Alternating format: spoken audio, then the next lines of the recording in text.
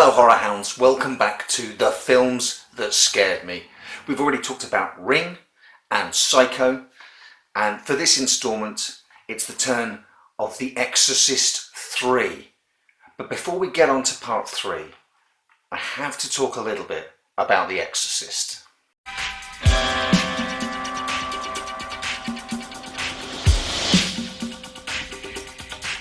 In one of those weird coincidences that the universe likes to throw up every once in a while, this very day the chaps over at Frightfully Forgotten have uploaded the first in a new series for them of VHS memories, and they talk about their VHS memories of The Exorcist. So I'm going to provide a link in the description field below to their video. Definitely check out Frightfully Forgotten. I'm going to raise a glass to you guys. Cheers to you. And now I'm going to ramble on a little bit about my sort of history with The Exorcist before going into why Exorcist 3 is one of the films that scared the hell out of me. So, a really quick history lesson, because the UK and The Exorcist have had an uneasy relationship. It was available on home video from the early 1980s in the UK. After the British Board of Film Classification created the Video Recordings Act in 1984, the film was submitted for a home video certificate. This is the same Video Recordings Act, by the way, that resulted in the Video Nasties list. James Furman, director of the board, vetoed the decision to grant a certificate for home release to the film. As a result, all video copies of The Exorcist were withdrawn from the UK and remained unavailable for purchase for more than a decade. As a result, throughout my childhood and teenage years, the legend, the notoriety of this title alone only gained in stature year after year, and you would occasionally hear tell of someone who knew someone who knew someone who'd seen it. And this is how I and a group of friends first got to see The Exorcist. We started putting out feelers, pre-internet, talk to people who'd ask them to ask people, and eventually find out if anyone had or could get hold of a copy of The Exorcist, and that's what we sat down and watched. A blank VHS video that probably had a copy of the film on it, that we watched one very sunny afternoon when we should have been studying for our exams. Following a successful re-release in cinemas of The Exorcist in 1998, the film was submitted for home video release again in February 1999 and was passed uncut with an 18 certificate. The first DVD I ever bought was The Exorcist, and at that point I didn't even have a DVD player. I wanted to exercise my right to be able to own The Exorcist, and I bought it with a promise to myself that I would upgrade from VHS. Slowly, over the years, finally being able to watch it in high definition, in comfort, and I had seen it at the cinema by that point, the film worked its magic on me. It truly is one of the scariest movies of all time. But about 9 years earlier, The Exorcist III had already been released.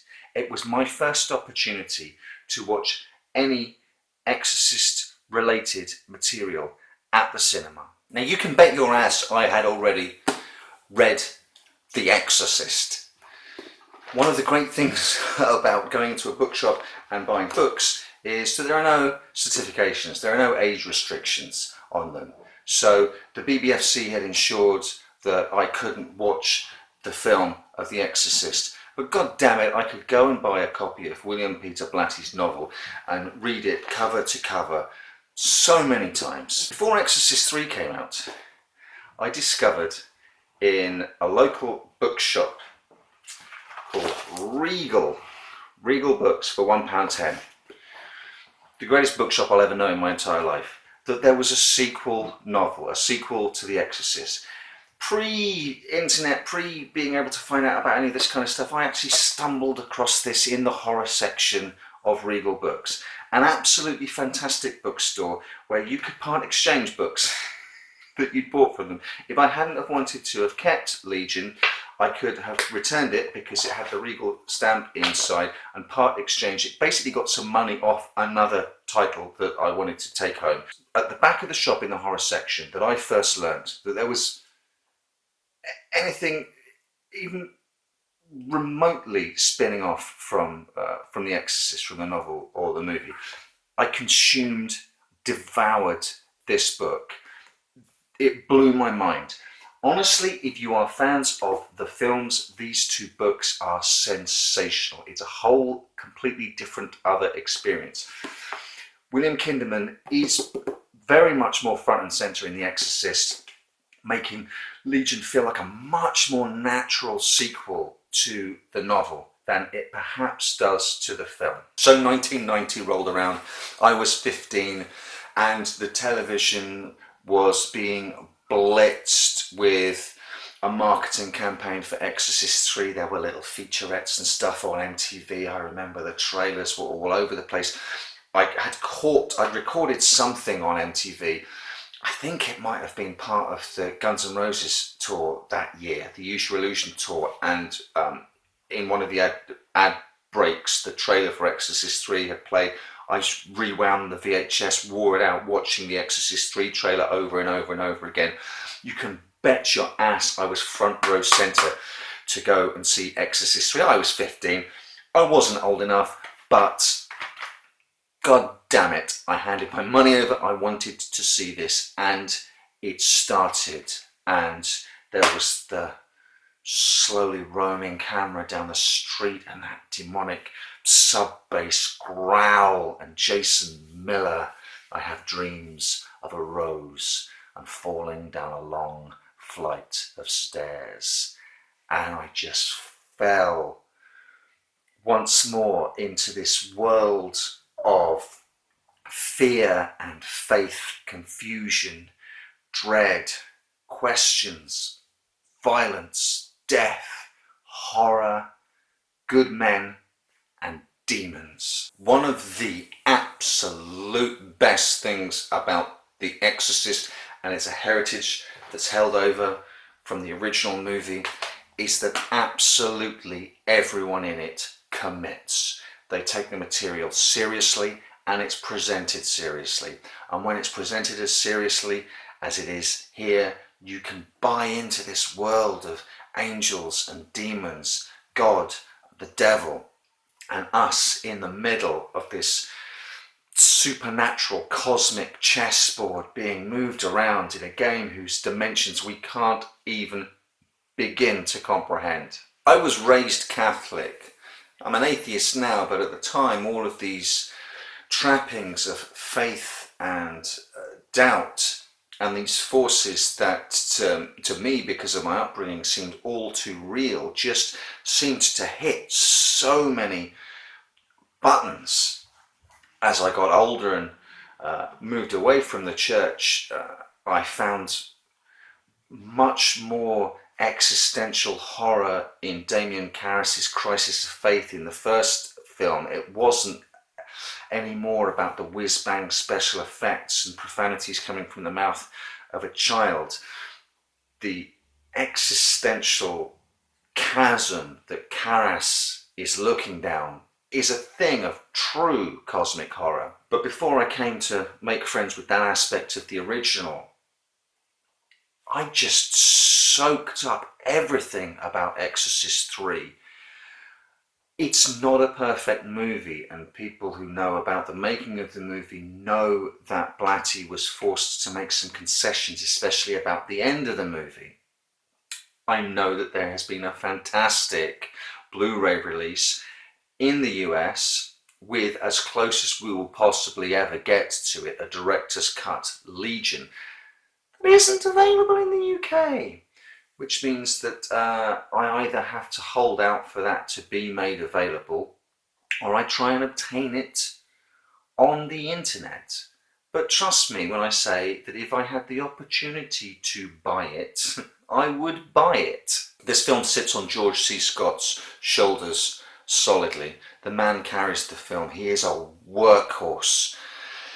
His intensity, his commitment is so total that you are with him on this bizarre journey.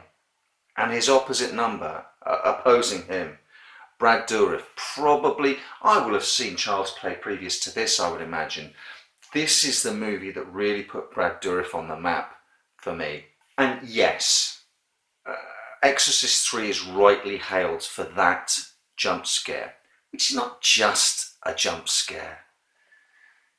It's built up to, with an understanding that the audience understands the conventions of horror cinema. The movie says something scary is going to happen, and then it makes you wait for it, and then lets you go, and then makes you wait for it again, and then lets you go, and then makes you think it's happened, and makes you think it's let you go, and then it pounces on you again. The movie toys with you like a cat toying with a mouse. It's called the greatest jump scare in cinema history by an awful lot of people, but it's a wonderful piece of theatrics. A slow, just studying the way that scene is put together, all the pieces that go towards taking you from the start, something scary is going to happen, to the end, where something really, really scary happens. But one jump scare does not a scary movie make. And it wouldn't be so fondly remembered if it wasn't surrounded by wonderful actors playing wonderful characters, fully realised with depth, charm, warmth, and humanity. Even the freaking Gemini killer gets funny lines. This is a funny movie. It's just, it's whistling in the dark funny. It's Kinderman and Dyer having to make jokes because otherwise they would just stare at each other and scream until their throats were raw. So being raised Catholic, clearly the confessional scene struck hard. The unseen person in the grill on the other side of the confessional from the priest with that scratchy voice. What does she say? I have a scrupulous conscience, Father. I feel the urge to confess even if I step on 2 pieces of straw in the shape of a cross, something like that. And she goes on to describe details of a Gemini killing from 17 years previously.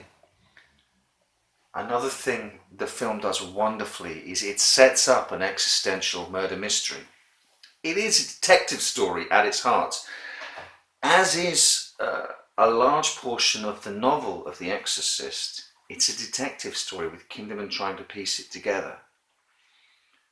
Except it's almost as if he's trying to catch the devil himself, trying to find the lie in the teeth of the universe as it spins around him, because it can't surely all just be this chaotic, this horrific, when he knows that things like love, care and affection genuinely exist in the world as well.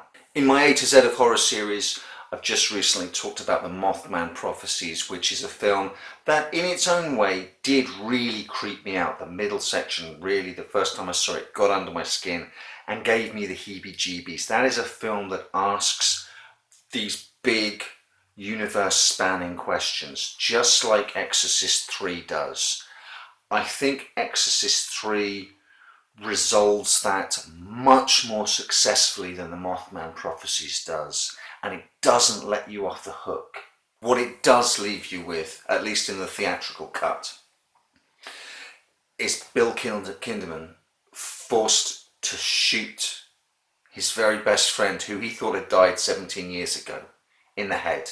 And we go from the gunshot bang to the big setting sun standing in not only for the bullet hole but acting as a visual bookend to the opening shot of The Exorcist with the rising sun over Iran, Iraq and the archaeological dig there, and a bird flying across the setting sun, or is it the demons sent flying back to hell? And there's a resolution, and there's still good in the world, but there's still evil in the world. This cosmic waltz, this dance, this human condition will go on unresolved. And just as the evil that men do lives on, the good that we men and women do has to count for something. This is a movie that asks huge questions, and a movie that has a heart and soul, a really good beating heart to it, that isn't afraid to acknowledge the horror, the sheer red in tooth and claw horror that isn't just out there. We're not insulated from it. It's a lie we tell ourselves. I'm rambling now, and I think that's something that Gemini says in the movie. No, he says, forgive me, I'm raving. And I'm raving now, so I'll end this. Exorcist III. The Exorcist is rightly hailed not only as one of the greatest horror movies ever made, one of the greatest movies ever made. It has a unity of purpose, direction, and vision, unlike many other films. All elements come together for one unity of vision. Exorcist III is hampered in that regard through studio interference, but the fact that we get such a worthy, rich, intellectual, true sequel to one of the greatest films ever made by the creator of that story and the sequel story, the novelist who wrote the novels that both films were based on, is something that we should be thankful for as horror fans, because we don't often get it this good, and we don't often get sequels this good. Even though we deserve more, we should be thankful for the ones that do make it through the shit show business process. And my God, this one. William Peter Blatty, here's to you. You made me think, you made me drink, and you scared the bejesus out of me.